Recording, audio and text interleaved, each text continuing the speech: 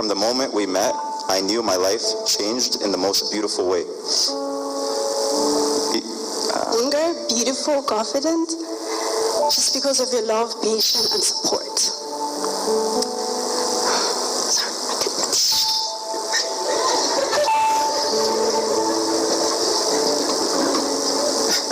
Sorry, let me fix my makeup. It's okay, it's okay. Take your time. Waited for what you waited for. Come to pass. You got the lost time. Michael is in the house. The mother. You are the Lord. Celebrate them. She was the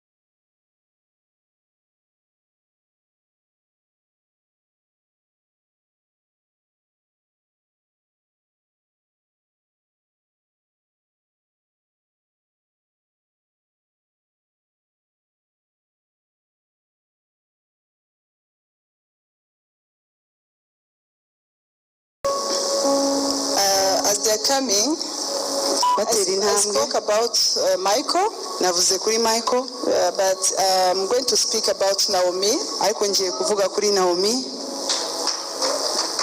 You know, Michael just found a gold. Michael yabonye izahabu. Yeah, I spoke about Michael. Navuze kuri Michael, but let me speak about Naomi. ariko munyemerere mvuge no kuri Naomi. Yeah, I'm Naomi's pastor. Ni mpastor wa Naomi, but also, ariko nanone she's my friend and my kind. ni inshuti yanje kandi turahuza. You can see her like this. She's innocent. Ushobora kumureba ntago azi ibintu byinshi, but a hard working woman. ariko ni umukozi mu mutima. She's someone that can focus on a thing until she finishes it. Ni umuntu ushobora kwita ku kintu kugeza igihe akirangirije. She cannot give up. Ntago yabivamo. Naomi is a winner. Naomi ni umutsinzi.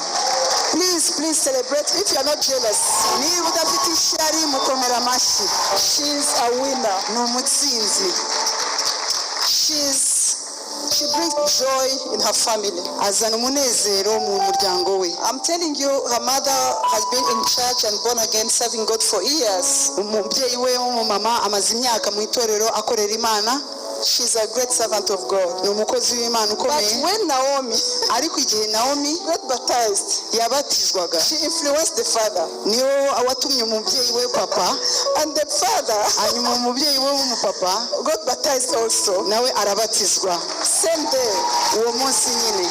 Because of Naomi's influence. She's amazing. Kubera uburyo Naomi yamwinfluence. Because you cannot refuse to Naomi. No. Kubera nta kintu wamwima. And he was really a committed man of God. Ni munsi ni umuntu wiyemeje. Yeah, so Naomi, we are blessed to have you. Tuha umugisha wo kukugira. Yeah, u Rwanda rujya ruvuga ngo muri bato batari gito abayobozi bacu. Rwanda says you are young but you are not small. Turafite umugisha kubagira. So we are blessed to have you. Ese hari undi mugore Michael yari kuzabona? Is there any other woman Michael would have gotten? barahuje urukweto. They are matching. Mbega baremewe kuba hamwe. They were created to be together. Turishimye rero. So we are so blessed. Muri beza. You are beautiful and handsome. Ndi kwibaza abana muzabyara uko bazaba. I'm wondering how will your children look like. Mbega ubu ngubu ndi kureba iyi nguge ukuntu ufite umugisha. I'm looking at this ark, how blessed it is. Mumbabarire ngiye kubasaba ikintu kimwe. Mumbabarire twese aho turi tuba celebrate. Let's all celebrate them. Yes. Rero tugiye kubasezeranya. We are going to bless their wedding. Yeah, badufashe. Thank you. This is just, the Bible says, Bibiliya iravuga ngo husbands, bagabo, love your own wives. mukunde abagore banyu. You know, I love this version that say your own wives. Nkunda hari havuga ngo banyu. It doesn't say men. Ntabwo havuga ngo bagabo, Love your wives. mukunde abagore. It doesn't say men. Ntabwo havuga ngo abagabo, Love women. mukunde abagore. It says husbands. Havuga ngo abagabo, Love mukunde your own wives. abagore banyu. Your own wife. Abagore banyu. Michael, I know you Michael, love her. mukunde. But keep loving your own Ukomeze ukunde umugore wawe. your own Wawe. wife. Wawe. She's your own wife. Ni umugore wawe. And wives, Hanyuma abagore submit mugandukire to your own husbands. ku bagabo banyu. Not to all men, Ntabwo ari ku bagabo bose. your husbands, not to your men. Ntabwo ari abagabo bose ahubwo ni abagabo banyu. Yeah, sometimes like we can see like CEOs, women who are CEOs, Tubona abasiyo b'abagore when they are leading at the work, bayoboye mu mirimo, you see some men who want those women to submit to them. ugasanga abagabo bo muri iyo kampani barashanga abagore babayoboye The babagandukire. Bible says, wives, Bibiliya iravuga ngo bagore submit to your own husband. mugandukire abagabo banyu Yeah, the way you submit to Christ. nk'uburyo mugandukira Kristo. They submit to Him, Mugandukire and so automatic. ni ibintu byikora. When someone loves you, you have to submit. Iyo umuntu agukunda nawe uramugandukira. And marriage is beyond love. Urugo birenze urukundo, It's decision. ahubwo ni ukwiyemeza. It's two people deciding to be together, Ni abantu babiri biyemeje kubana, and this is it. kandi nibyo. Yeah, so we are blessed. To have And your home umugisha. will be like a cactus. Will be like a cactus in the desert. Muzaba nk'igiti cyo mu butayu, You always flourish muzaguma by the grace imbuto. of God. Kandi So today, we are going to start by Michael. Thank you. tugiye guhera kuri Michael.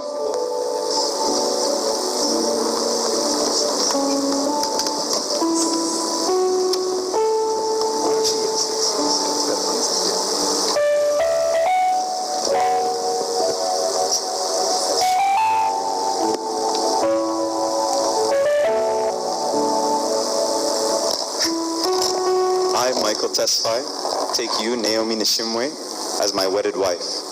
I will love you, devote myself to you, cherish you, and honor you. For richer or poor, in sickness and in health, for better or worse.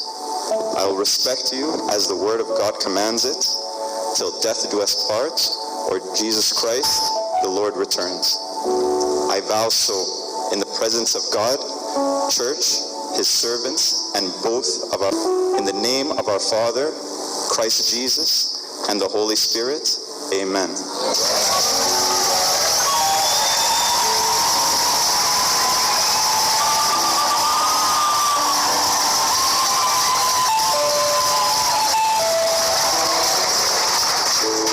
I, Naomi Nishimwe, take you, Michael Tesfaye, as my wedded husband. I will love you, submit to you. I will obey you and honor you for richer or poor, in sickness, in health, and for better or worse. I respect you as the word of God commands it, till death do us apart, and Jesus Christ the Lord returns. I vow so in the presence of God, church, his servants, and both of our families. In the name of our Father, Christ Jesus, and the Holy Spirit. Amen.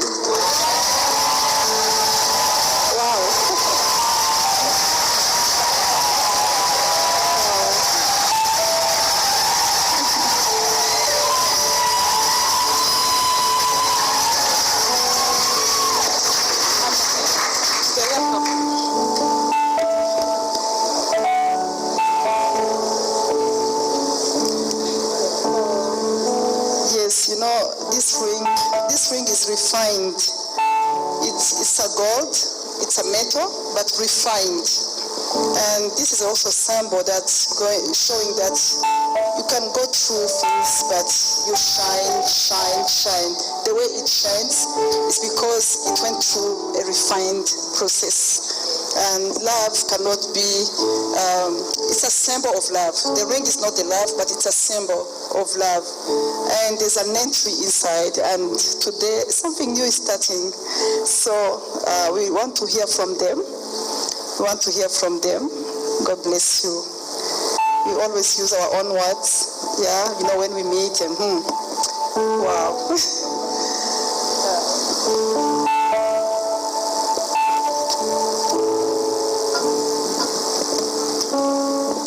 It's going to be really hard, but I'll try. Standing here today in front of God, our apostle, and our family, I feel so much love from the people around us, but especially God. I prayed for you, and God really did his thing. From the very first moment I met you, I felt your love. Even now, I can say your love never changed. You have shaped me into a woman I am today. Stronger, beautiful, confident, just because of your love, patience, and support.